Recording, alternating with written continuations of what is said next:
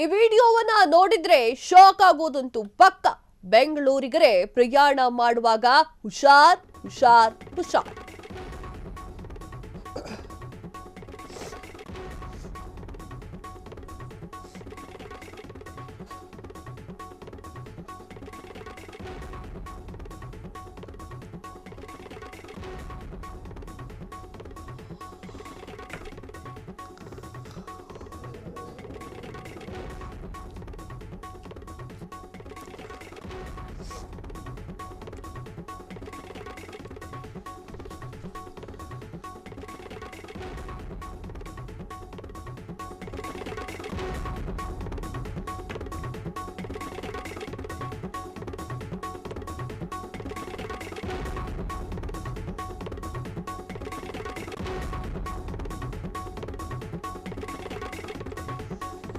S, ಈ video ನೋಡಿದ್ರೆ shock ಆಗೋದಂತೂ ಪಕ್ಕ.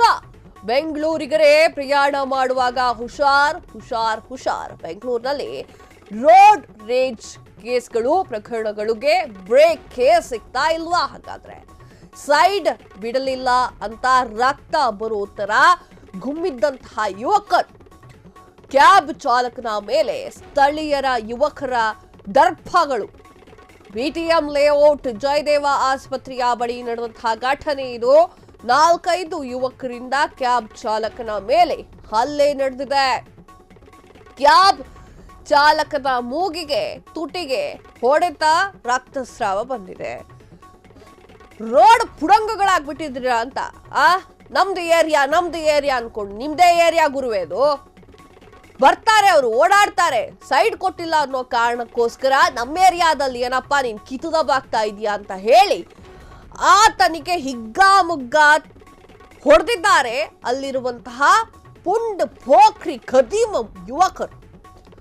ನಿಮ್ದೇ ಏರಿಯಾ, ನಿಮ್ ಏರಿಯಾಕ್ಕೆ ಯಾರು ಬರಂಗಿಲ್ವಾ? ಅಥವಾ ಏರಿಯಾ ನಿಮ್ ಹೆಸರಿಗೆ ಏನೋ ಬರ್ಕೊಟ್ಬಿಟ್ಟಿದ್ದಾರ?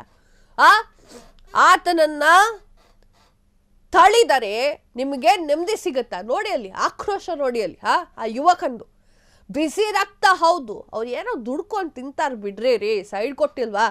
ಸೈಡ್ ಕೊಡಪ್ಪ ಅಂತ ಹೇಳಬೇಕು ಇಲ್ವಾ? ಒಂದೆರಡು ಮಾತು ಸೈಡ್ ಕೊಡಕ್ಕೆ ನಿನಗೆ ಸೈಡ್ ಕೊಡು ಅಂತ ಹೇಳಿ, ಅದು ಬಿಟ್ಟು ದೊಡ್ಡ ದೊಡ್ಡ ಪುಡಾಂಗ್ ಥರ ಆತನ ಮೇಲೆ ಕೈ ಎತ್ತಿದ್ದೀರಲ್ಲ, ನಾಚಿಕೆ ಆಗ್ಬೇಕು ನಿಮಗೆ.